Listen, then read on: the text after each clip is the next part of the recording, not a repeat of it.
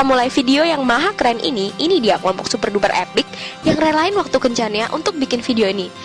Yap, ini dia. Yang pertama, ada Marsha, ada Ana, Ulfi, Bagus, dan Cynthia. Kita semua adalah mahasiswa Teknik Keselamatan dan Kesehatan Kerja Politeknik Perkapalan Negeri Surabaya.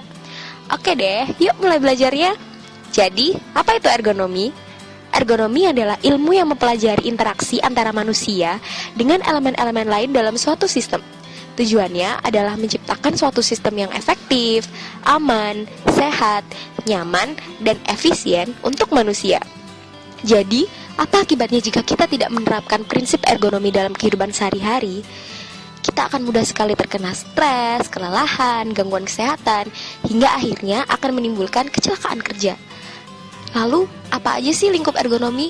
Pertama, bagaimana sistem kerangka dan otot manusia yang sesuai dengan objek kerja dan nantinya akan berpengaruh pada pembebanan otot statis. Yang kedua, yaitu antropometri, yaitu ilmu yang dipelajari agar kita dapat menyesuaikan dimensi komponen kerja dengan dimensi tubuh manusia. Yang ketiga, yaitu tentang sistem analisis dan perancangan produksi di industri, yang nantinya adalah pengaturan sistem produksi yang sesuai untuk meminimalisir tingkat kelelahan pekerja dan keefektifan kerja dan akan mempengaruhi produktivitas perusahaan. Keempat, yaitu metode untuk mengefektifkan dan mengefisiensikan kerja, yang intinya adalah sebuah analisa gerak fisik yang dilakukan pekerja dan bertujuan untuk meningkatkan keefektifan kerja dan akhirnya angka produktivitas pun meningkat. Yang kelima, yaitu peta kerja dan tata letak produksi, yang intinya adalah penganalisaan alur produksi untuk mengurangi atau meminimalisir waktu menganggur. Berbagai macam peta produksi antara lain adalah peta kerja setempat dan keseluruhan. Peta kerja keseluruhan ada beberapa macam, yaitu yang pertama, yaitu peta proses produksi. Yang kedua, peta proses produksi. Yang ketiga, peta aliran proses dan diagram aliran. Sedangkan untuk peta kerja setempat yang menggambarkan hubungan waktu dan siklus kerja operator adalah diantaranya yang pertama, peta kelompok kerja, dan yang kedua adalah peta tangan kanan kiri. Yang ketiga adalah peta pekerja dan mesin. Yang keenam, yaitu waktu standar pada proses kerja yang dilakukan oleh pekerja, di mana kita dapat menentukan nilai waktu standar minimum yang dilakukan pekerja dalam satu rangkaian pekerjaan. Rumus untuk mencari waktu baku dan waktu standar adalah sebagai berikut.